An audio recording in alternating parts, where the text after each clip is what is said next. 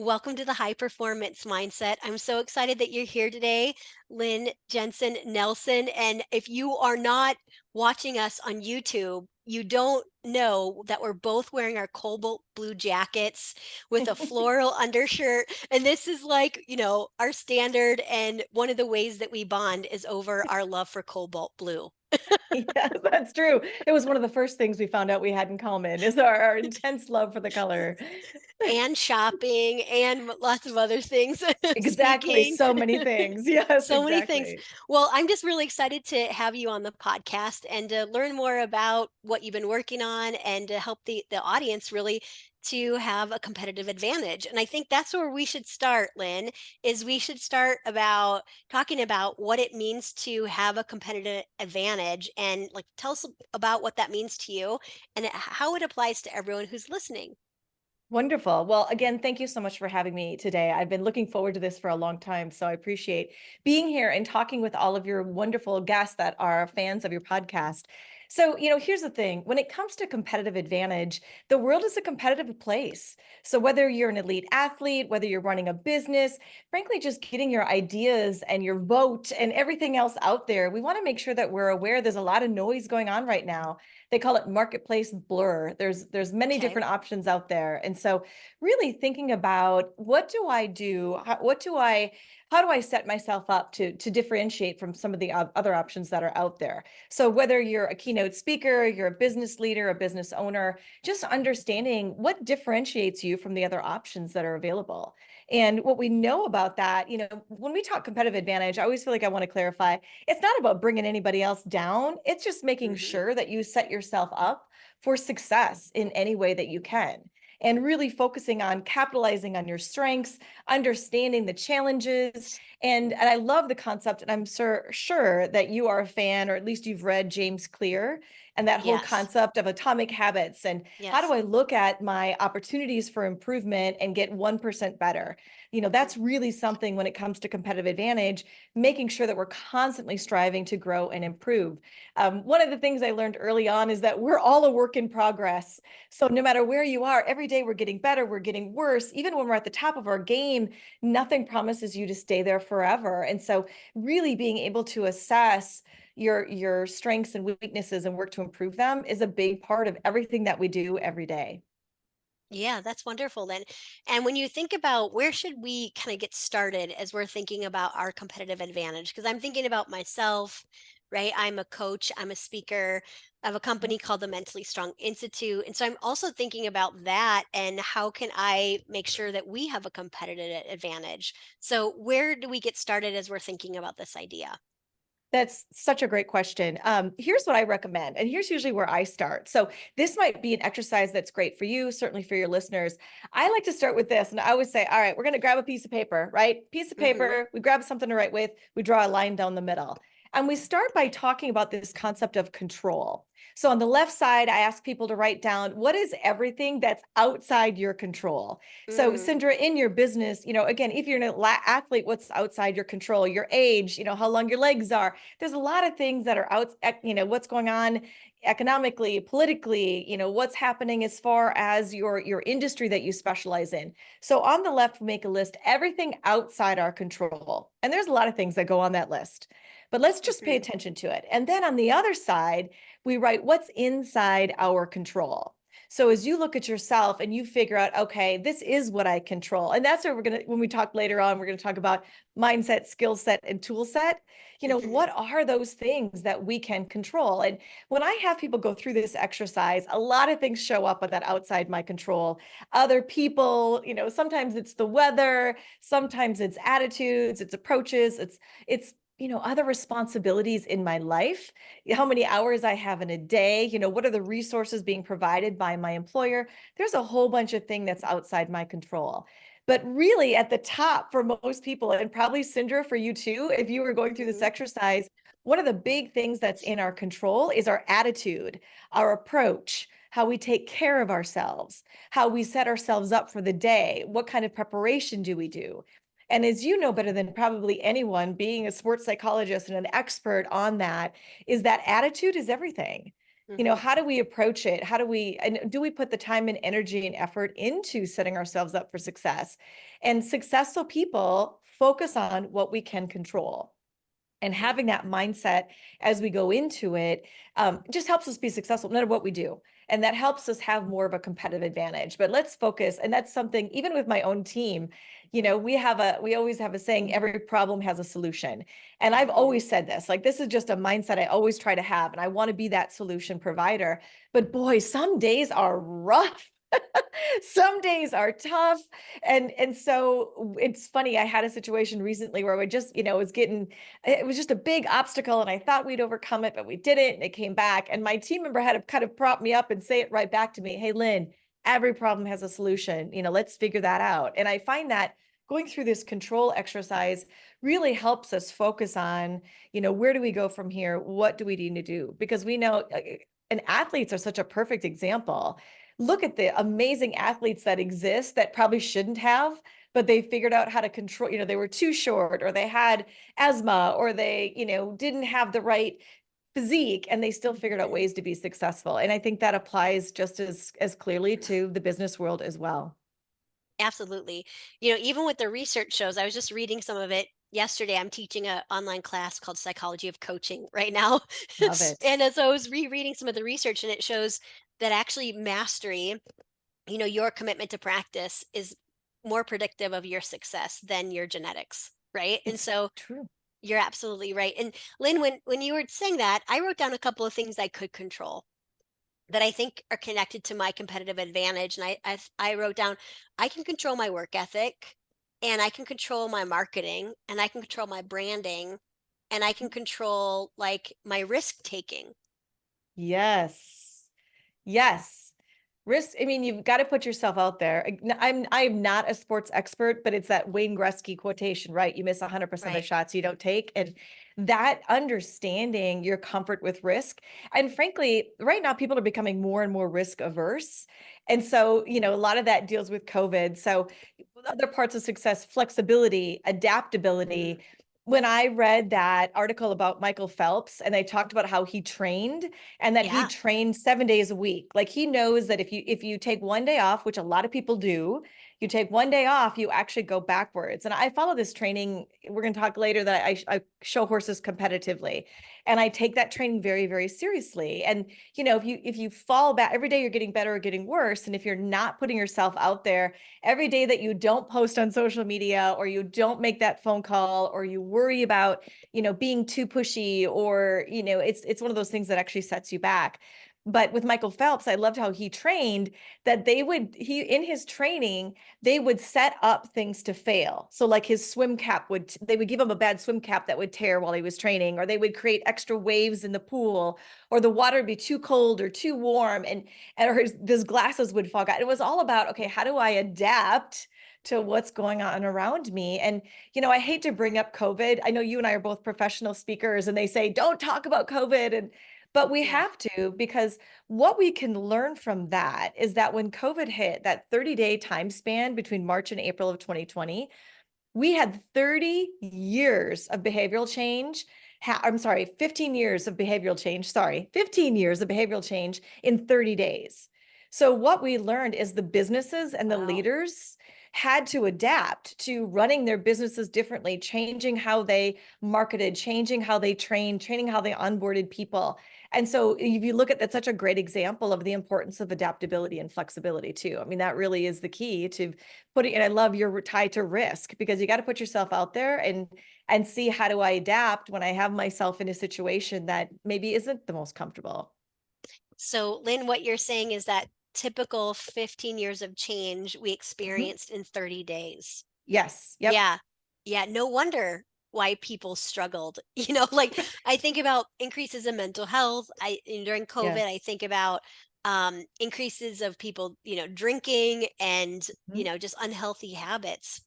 It's true. It's well, Yeah. and communication was impacted our interpersonal communication was impacted in not so positive way. but also it did demonstrate that the organizations that flourished were the ones that could adapt, and that made, and I think, look at the education system. You and I both have backgrounds working with colleges, and just think of what a huge change we made in our educational system too, because they had to. It's amazing what we can do when we have to do it. And human beings, we're amazing creatures that when we're faced with challenges, some people just step up and figure it out, but some people withdraw and use it as excuses. And I think that's why that adaptability and flexibility, I feel like that's such a huge part of competitive advantage. And again, I'm sure you see that with the professional athletes you work with too. Oh, absolutely. Yeah, flexible, adaptable, being able to move on quickly because there's so many things outside of our control when we're in sports, right? And even Right. in business. So far we've talked about part of being, having a competitive advantage is focusing on what you can control Mhm. and being flexible and adaptable. Are there any other questions or approaches that we can use to think about and gain, a competitive advantage? Absolutely. So, Okay. just kind of going in a little more detail is the whole concept of mindset, skill set, and tool set. Okay. So, I think that's another really good tool. And oftentimes when I'm working with a group or an individual, I ask them. So, literally, we'd have three boxes: mindset, Okay. skill set, and tool set. And we look Tool at set. what does it take to be successful, no matter what you do. So, whether you're a professional football player, you're a salesperson, you're a sales professional, you're a business leader, whatever that might be, what do we need in each of those boxes? And so, mindset, we've talked about that a little bit. Obviously, attitude, self-care, confidence, being a good Mm-hmm. communicator, that goes in that kind of mindset bucket, among many other Okay. things. Just a few days ago, I was working in healthcare. And so obviously that the mindset in healthcare is very different than the mindset in some other industries. And then when we look at skill set, what goes into that skill set? Again, it could be very different, but really list out all of the skills. And I feel like skills are more physical. So if you're a sales leader or a sales professional, you might think about listening, questioning, closing, handling objections, how language affects perception. All of those Mm-hmm. things might go in that skill set. If I'm a professional athlete, it might be, how do I start? How do I handle, getting tired? It might be throwing, catching, all those types of things. And then we look at tool set. And Okay. oftentimes I feel like that's the most recent addition. So we just added that recently because there are, in almost all industries, there are certain tools that help us be more effective. And what I find, excuse me, what I find is that for most of us, we have access to a lot of tools, but we're not Mm-hmm. using them as much as we could. And so whether that is, going back to the James Clear, he talks about the British cycling team and how they did that 1% and they looked at their uniforms, they looked at their bicycles, but then they taught them like how to wash their hands properly so that they didn't get sick as often. Or it might be using your CRM, it might be Mm. using project management, social media. Oftentimes there are these tools available. So I'll have people write down what are all the tools that you have available. And a lot of corporations have tons of tools available. And then I'll ask people to go through the exercise and say, okay, what percentage are you using them? And Mm. so maybe you're using your CRM tool at 40%, or you're using your project management tool at even 80%. And then the question is, why? Why are we not at 100%? And I'm sure it won't surprise you. The number one answer I get, no matter what industry, is, oh, I'm too busy. I don't need Okay. it. I haven't used it in the past. And this, we can't wait anymore. The tools, things are getting more competitive all the time. And we have to move beyond that. I'm too busy to get better, because we know every industry, every organization, every day you're going forward or falling back. And, how do we set ourselves up? And usually what's missing is there's a disconnect in there that I don't understand. And I love to quote one of our team members here at Conversion-omics, and he says, in the absence of information, we default to our worst fear. Okay. So I don't know how to use it, but I'm embarrassed to say I don't know.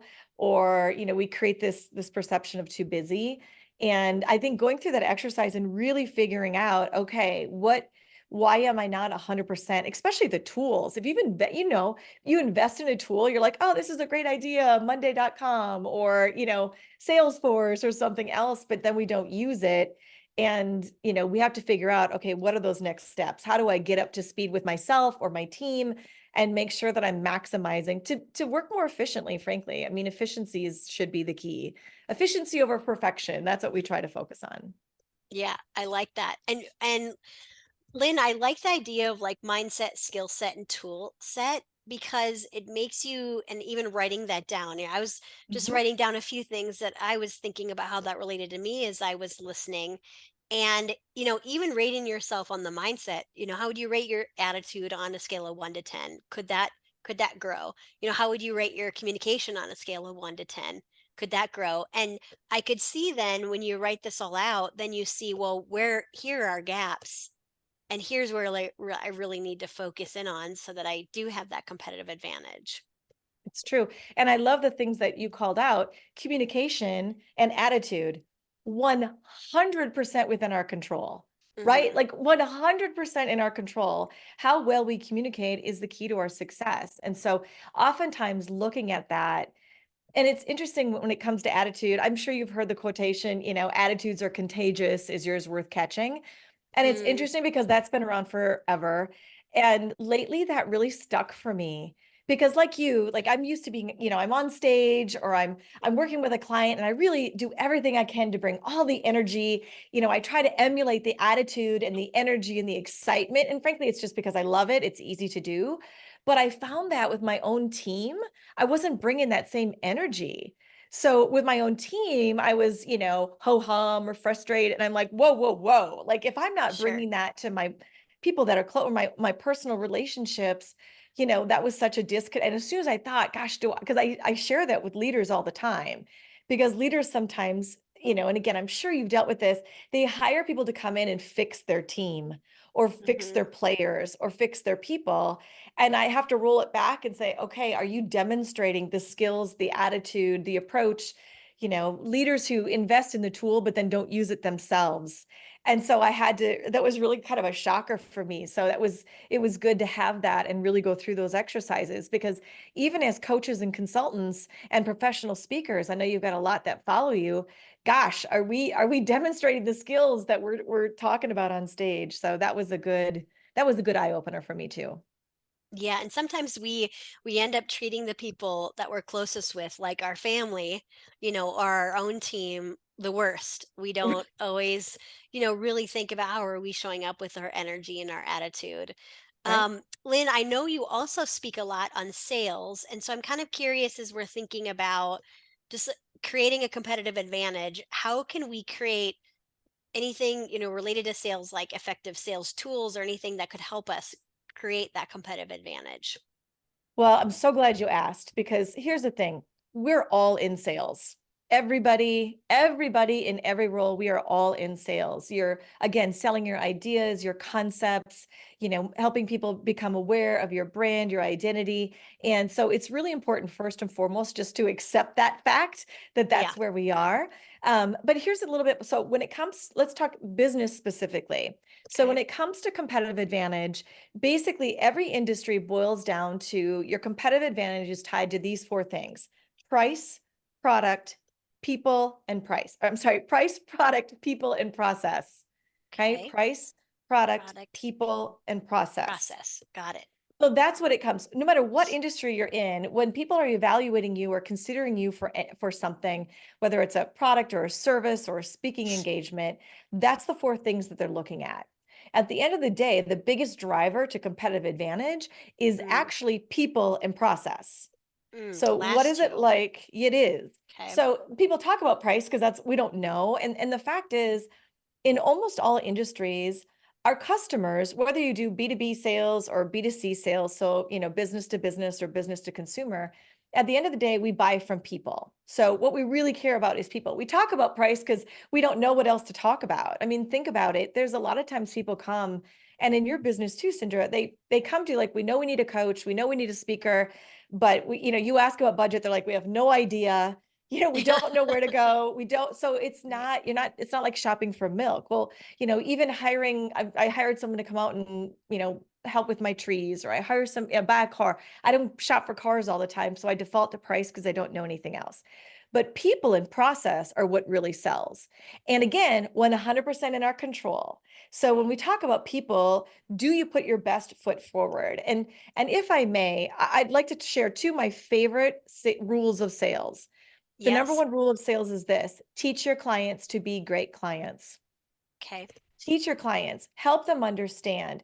Make sure you understand where they come. Meet your clients where they are.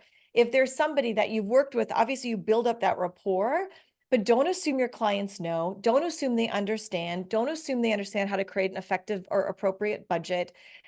Don't assume they understand the steps in the process. Teach them. And that was what was exciting for me. So I came from the world of academia. I grew up in a little tiny farm town in southern Minnesota where basically everybody was farmers or teachers. I became a teacher. My sister now runs our fourth generation family farm. But so I started in the world of teaching. And I found that once I got into being a professional salesperson, that a lot of the strategies applied. Teach your Mm, clients to be good clients. And rule number two is help your clients feel successful. So what we want to do is when somebody approaches you, set them up for success. I think too often people think sales is about you looking good and you being the expert and, what's it going to take to get you into this coaching program or whatever else it might be. But really, it's about helping our clients feel good about connecting with you, feel good about buying from you, feel good about working with you long term, feel good about referring projects to you. So I find that applying those, so thinking about competitive advantage, that price, product, people, and process, but also applying those rules of sales, like teach your okay. clients to be great clients. I find often when I work with successful sales professionals and leaders, sales and leadership is this basically the same. When I say to them, well, tell me about your clients. Successful people always say, oh my gosh, my clients are the best. Here's why they're the best. They're awesome and they're, moving and they're changing and they're growing and all of this. And the people who are struggling, like, well, nobody wants to pay for anything. Everybody's looking for a free speaker. Nobody pays for quality. And so I know that that's one of the breakdowns is that good leaders, good sales professionals set their customers up for success. And the other part of that, and I'll just touch on this briefly, is when it comes to process, convenience is key. So Okay. if you're looking at your business and figuring out how do I make it incredibly easy for people to buy, if you think about online shopping, like that's why people go, it's super clear. I want this. I see a picture, I read a review, I push buy, the button that says purchase. And if we're not doing that, we want to make sure that we create that similar experience. So really convenience, when we say process, convenience is key. Yeah, I love that. I love those two rules. Teach your clients how to be great clients and how help your clients feel successful. And I was thinking about, well, how could I do that? To me, like teaching your clients to be great clients, that means to me that I maybe set them up for like what my expectations are. Mhm. Um, Provide them with the resources that they might have. I'm just thinking about coaching clients that I have, Yes. right? And Yep. kind of sharing the importance of being on time or, canceling our sessions 48 hours in advance. Those are the kind of things I'm thinking about related to that. And then help your Mhm. clients feel successful. So celebrate their successes with them. Exactly. What else would you add that, would help us everyday people in business and in life and in sport use these two sales rules? Wonderful. Great question. And so what I love, you always ask all the best questions, Cindra. I'm just going to say, you make my heart so happy. All right. So here's the thing. If we have time, we might talk about how language affects perception. So language not only sets you up for success, but creates a successful experience with your customers or your team members if you're a business leader. And Hmm. there's a certain language that is more successful and drives business. And what Okay. you're talking about when it comes to expectation setting, which that is the key. Like when I say teach your clients to be good clients, that means expectation setting. How do Okay. you prepare? And I'm sure you've learned this in your experience too, but over the years, you can't assume anybody knows anything. Like even saying, bring a piece of paper and a pen to your next coaching meeting. You would like, we're prepared people. So I have a stack of paper and 8 pens in case this one dies, I can throw it and bring in a new one. But there's nothing too small. Make sure it's quiet. Make sure you Okay. book time before and after. So expectations is a big thing about it. And how Okay. to maximize your investment. That's usually how I tell people to maximize our time together. Here's how to prepare. But also going back to language, The key is making it easy for people to move forward.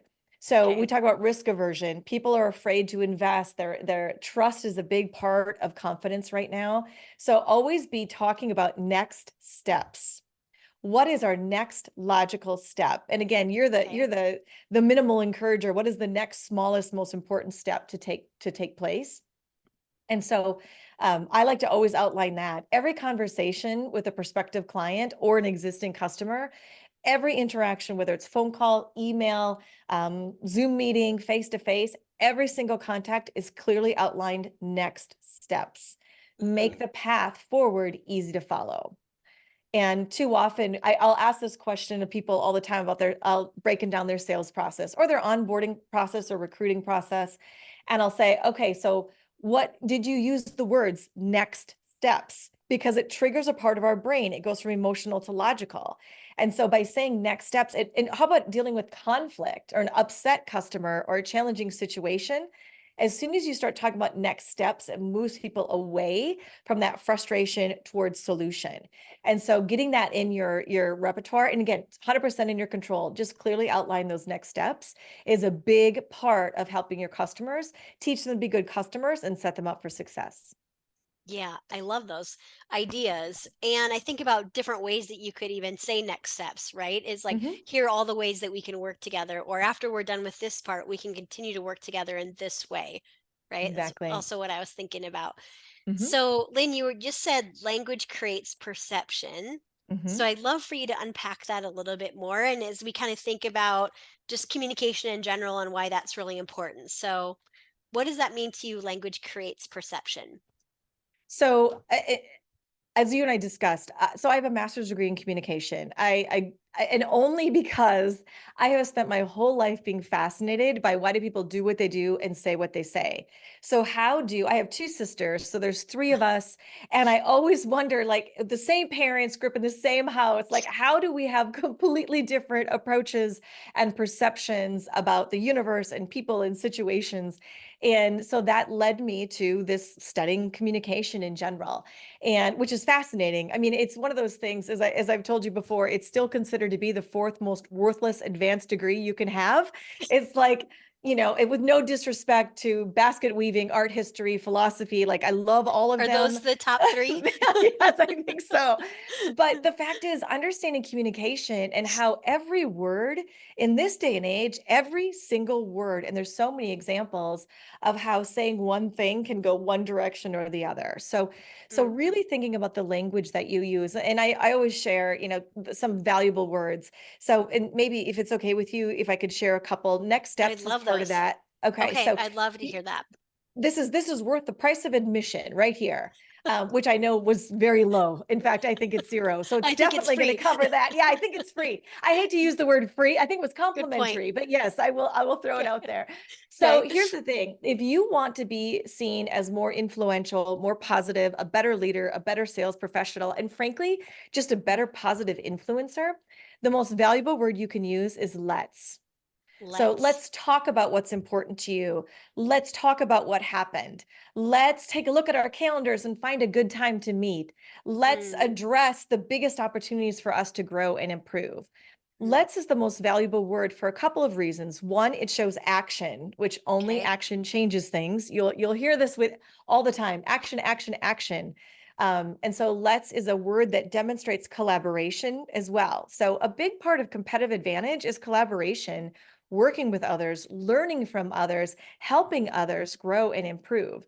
So let's is the ideal word to use that Okay. demonstrates movement and collaboration. Again, if I have a person that is in the depth of a very challenging situation, I can say, well, let's talk about what happened and let's work together to find a solution. Like, how do we together, let's unpack the steps, how we got here, so that we can make sure we can improve this process in the future. So let's demonstrate all of those things: movement, action, collaboration, partnership. Let's will work with your internal customers, your team members. It'll work with your external customers, the people who buy products and services from you. It'll even work with your significant others, maybe your siblings. It will not work with your children, Cindra, just so you know. Your kids, do not want to collaborate with you. I have tried and I have found that it works on me. My nieces will say, come on, Auntie, let's go to McDonald's. And it totally works on me.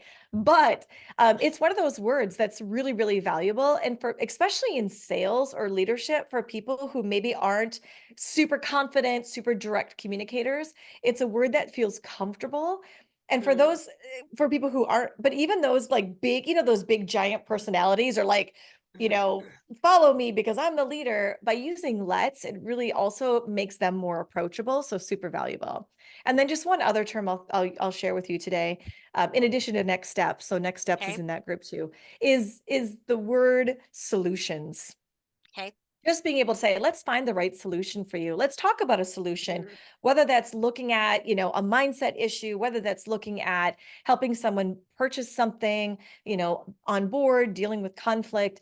When we can start talking about, let's make sure we're focusing on a solution. Together we can find a solution. Again, it moves more or to the logical part of our brain and it gets people moving forward, which is usually what we want. And so making sure also research will show you that when we're listening to somebody or working with somebody who says the word solutions, we inherently perceive them as having a higher value. mm. So we're not just selling coaching, we're selling solutions to help your business grow and improve or help you improve as an elite athlete. And so the more we can do that, it's just perceived to be higher value. And if I can put it frankly, people will pay more for solutions than they will for products and services. And so being focused on those deliverables and the solutions that you can provide is really valuable. Even if you don't know what they are yet, it might just be, hey, together we'll work on finding the right solution. Yeah, I love that. All right. So the three that you just mentioned is let's, and then Yes. next steps, and Mhm. then solutions.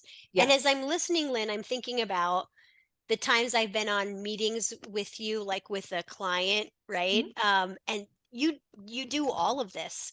I can think about how incredible you are at teaching clients to be great clients, and even like in one instance, teaching me and setting me up for success to engage in the speaking engagement, right? Like I knew exactly what was going to happen, and there wasn't any questions, and you set everybody up for success because you were really clear on You expectations, right? appreciate And that. yeah, and I know you say that 85% of our professional success is based on our communication. Mhm. 85. Mhm. That's a Harvard lot. Business. Yeah, that's a study by Harvard Business. Yeah, you're only as good as you can communicate. And what's fascinating is that it's doesn't matter what industry you're in. You could be the world's greatest computer programmer, but if you can't communicate properly to your team or your customers, then it's just lost. All that brilliance is lost. And so really being thoughtful about how we communicate with people, it really is the key to success no matter what room you're, what room you're in, what industry you're in. I think about sports too. Think about being on a relay team and how important I'm fascinated by that. So, like you, I was a runner in high school, and the handoffs, whether it's on a track or it's in a business, how we communicate and set each other for success is really important. And so that's why thinking about language and thinking about timing and responsiveness. When we were speaking earlier about what Mhm. can we control, responsiveness is really important. And how quickly do we adapt? I would say bad news is more like milk than wine. It doesn't get better with time. So even just jumping in when there's a challenge is really important. So is there anything we need to consider, not about just like what we communicate, but how we communicate it? Oh, absolutely. As you well know, nonverbal is actually, what is it? Verbal is 7%, and the 93% is how we communicate. So thinking about Wow. things like, eye contact and voice modulation and rate. And this is something too, because everybody has a different approach how they communicate, and being really thoughtful and intentional. A big word for me is always about being intentional. How do we approach our customers? How do we approach our team?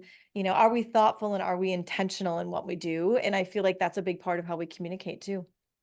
Well, I think of confidence as so important in communication. And I love talking about confidence on the podcast because, first of all, even elite athletes that I work with and really successful business owners and CEOs, people think that they don't lack confidence, but sometimes their confidence can come and go, right? And a feeling of Sure. confidence definitely can come and go.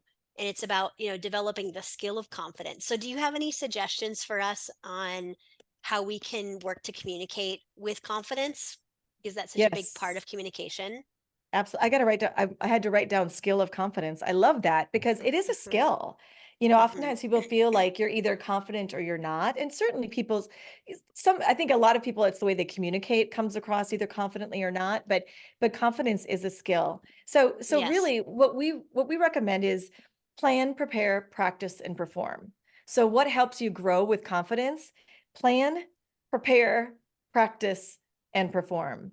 Hmm. Because a big part of confidence for most people is preparation, really. Hmm. And I'll ask people, like, describe a situation when you feel really confident. And oftentimes it's either a situation they have experience with, it's something they're passionate about, it's something they enjoy. And so take the time to set yourself up for success too. And that takes planning. I use the example all the time. We've got the Olympics coming up, which I'm so excited about. But nobody wakes up one day and says, "Hey, I'm 32 years old. I'm going to go compete in the Olympics this summer." Like it takes planning, it takes Yeah. preparation. And that means having the tools, having the resources. Practicing is so important. And I feel like everybody knows in the world of sports, you play like you practice. So whether you're my ninth grade niece playing on her traveling basketball team, or you're an elite professional athlete playing in the professional, you play like you practice. But gosh, in the world of business, I'll ask them, so plan, prepare, practice, perform. Do you agree? Yes. All right. What percentage of the time do you spend on these things? And practice is like, oh, well, I don't have time to practice, or I practice while I'm, working with people. And that just is not a good approach. So you do need to practice even the language. So always share these tips on language. People are like, yeah, I love that. That makes sense.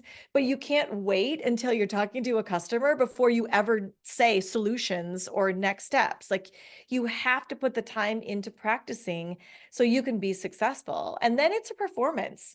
I've heard you talk about that whole flush it down, when Yeah. something goes wrong, you flush it. And I love that because that's a performance. Like, and some of your people that you coach, like literally do that because that's part of the performance. And people want to work with the best version of you. And I think we owe that. I think we Hmm. owe that to our teams. I think we owe that to our customers. And when I say performance, I don't mean everything should be honest. Transparency, integrity, trustworthiness is important. But boy, I want to make sure when I get on stage, when I get, with my team or my customers, they get the best version of me, the best version of me. So the healthiest version of me, the best dressed version of me, all of that lends itself to the experience. And I feel like that's a big part of confidence, look good, feel good, do good. And so all the things that we can control, we bring that, and that also helps drive up our confidence. Yeah, I love that. So the 4 P's of confidence, that's what we're going to call it. Plan, Yes. prepare, practice, and perform. And there is actually quite a bit of research. Like if you look at the research on self-efficacy, that one of Hmm. the best ways to grow, and self-efficacy is different than confidence because it's like your belief in your ability to do one task, right? Sure. But our preparation and our past performances are really Mhm. important, right? So Mhm. remind ourselves of the times we have been successful. So we've talked about a lot of things so far, Lynn. Competitive advantage, communication. I'd love to hear about your experience just as a woman in the construction industry.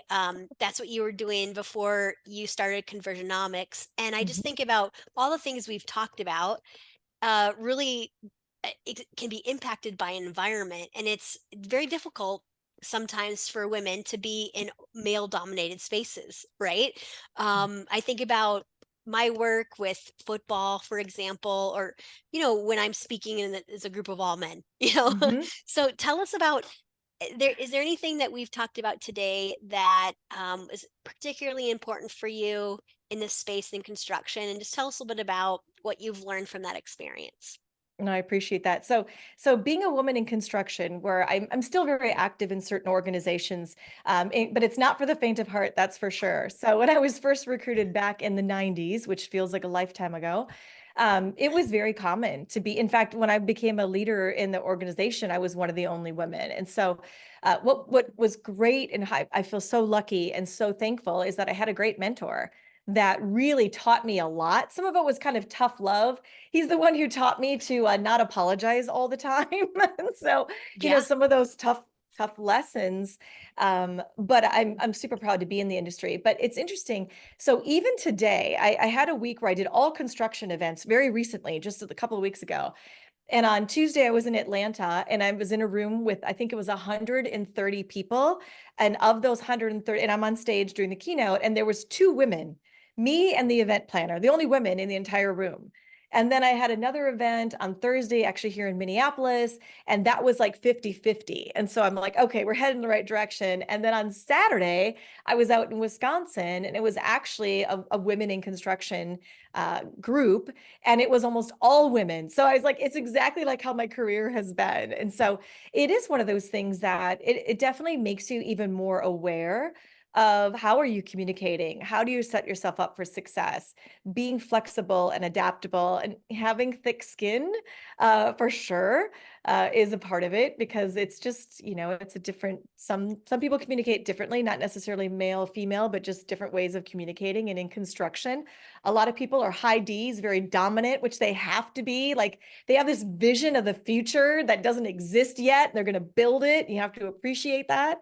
But I've learned a lot. In fact, like I said, the gentleman who recruited me into the industry, I quote him all the time. He was a real gift in my life, because he gave me a lot of opportunities and really pushed me. Um, Probably, and he's not a pushy guy. He's like the nicest person, but he pushed me to kind of get outside, and I wouldn't be where I am without him. It really it shows how one person can have such a massive impact on your life. And frankly, I'm really thankful, because even today, I'm a full-time speaker now, and I run Conversion-omics. That's what I do full time, but I still work. The construction industry does a lot. We build homes for people in need. We work with veterans in need, and we have families. We help families who are going through chemical dependency. And so I'm very, very proud of that background, and I'm thankful for it too, although it was tough. It Yeah. wasn't always easy, that's for sure. Absolutely. Yeah, well, and I bet you learned a lot about confidence and communication, right? And some skills that have now helped you build Conversionomics.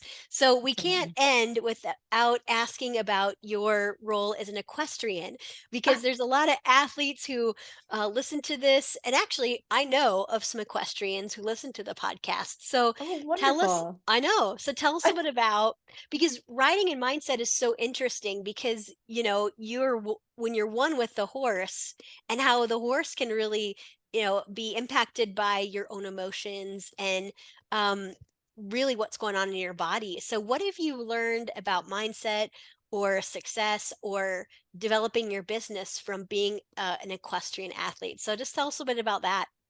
I'll do my best to keep it short, because this is my favorite topic. So We could have spent a whole hour on this, we huh? could have, yes. I was so worried we wouldn't have enough to talk about Cindra. I don't know what my concern was.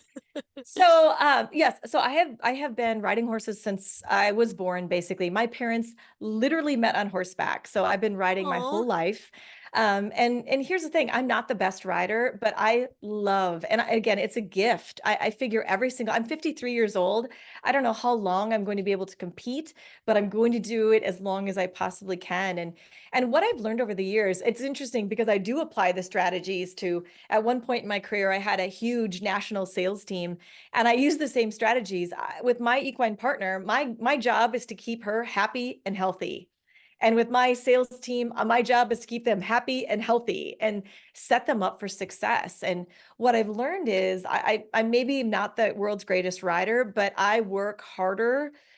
I work as hard as I can, and I am super conscientious about, what right now, I'm only have one horse now, because with my travel schedule, I can't do more than that. But I make sure she has the right food. I make sure that she enjoys her job, that the tack fits her comfortably. On the day before the event, I'm very careful about how I train. What is it like for her before we enter the arena?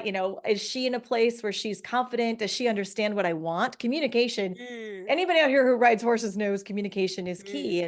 And I see others that assume that they understand. And I think that's the key, is just trying to adapt and, set her up for success. And, her self-care is way better than my own. Just, in fact, she has the massage this evening. So, really setting her up, and it's something that, what's crazy about it is it's similar what I do. So I do speed events, so poles, barrels. I've done other things in the past, but that's what I do now.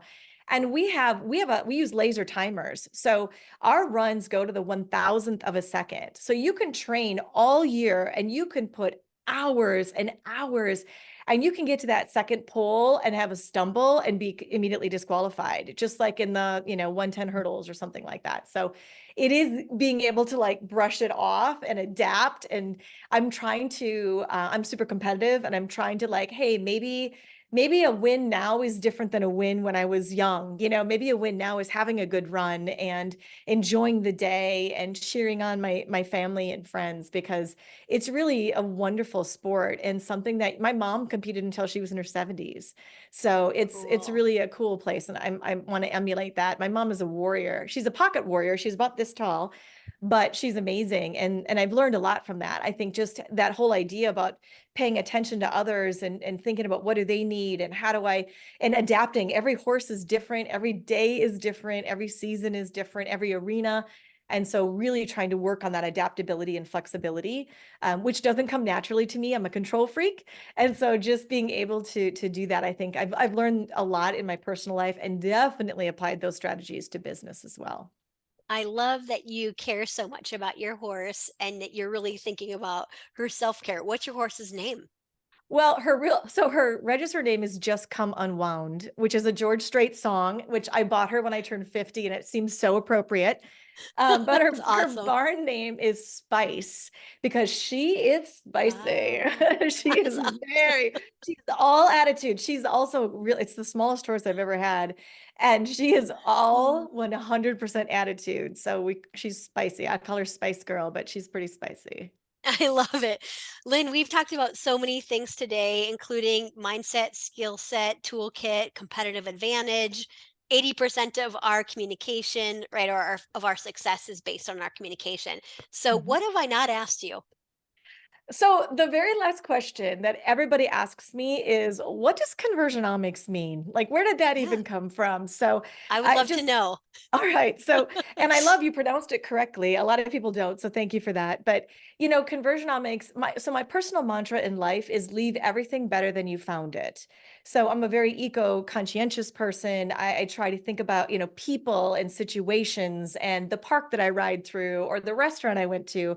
So that concept of leaving everything better than you found it. So conversionomics, the first part, conversion, which means, the process of changing or causing something to change or improve, was really important to me. With my background in education, I'm always thinking about how do I, even if it's just making somebody's day better, like somebody, that I see that's, doing something, I want to be appreciative. And then omics, which comes from economics. So how do you use your resources, whether that's time, intellectual property, money, people, resources, is really important. And so that's where we came up with conversionomics, our goal being leave every event or project better than we found it. So being that constant positive resource for people, is really important. And so that's how we came up with it.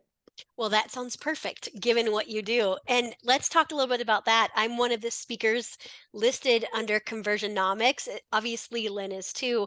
But tell us a little bit about what Conversionomics is and what you do. And as if people are listening and they are looking for a speaker or a trainer, how can they find out more about Conversionomics? Wonderful. Well, please join us. So, of course, we're on social media. Conversionomics is on all the platforms. I spend the bulk of my time on LinkedIn, Facebook. I'm trying to do Instagram. You rock at that, by the way, Cindra. You are Oh, like a role model, and your YouTube is fantastic. So we are there, but our goal is to someday grow to that level. Or please check out our website. It's just www.conversion-omics.com. And all of anybody who goes there, that comes directly to me as well. So if you are working on an event or a project, you need coaching, consulting, training, keynote speakers. If you are a speaker and you want to branch out, please reach out. We love partnering. We are a boutique firm, so our goal isn't to be the biggest, it is to be the best. And we do a lot of things differently. So if you'd like to just learn about those options, I'd be happy to set up a time. I love connecting with people. And anybody who's a fan of Cindra, I know you have to be awesome. So please feel free to reach out. Thank you, Lynn. I so am grateful for you to be on today and to share with us your wisdom. And here's my summary of today. We talked about what you can control and what you can't control. Listing that out is really helpful to help you think about having a competitive advantage. We talked about flexibility and adaptability, mindset, skill set, toolkit, right? And again, listing that out, and then where are your gaps to understand your competitive advantage. We Mhm. talked about 4 P's of confidence, no, 4 P's of having a competitive advantage. There we go. Price, product, people, and process. And then again, the 4 P's of confidence. There's lots of P's today, so that's why I said that wrong. Plan, prepare, practice, and perform. And then your words to like win, right? And to use is next steps, let's, and solutions. So thank you so much for being on the podcast today. I'm grateful that you're here, Lynn. Thank you for the opportunity. Thank you.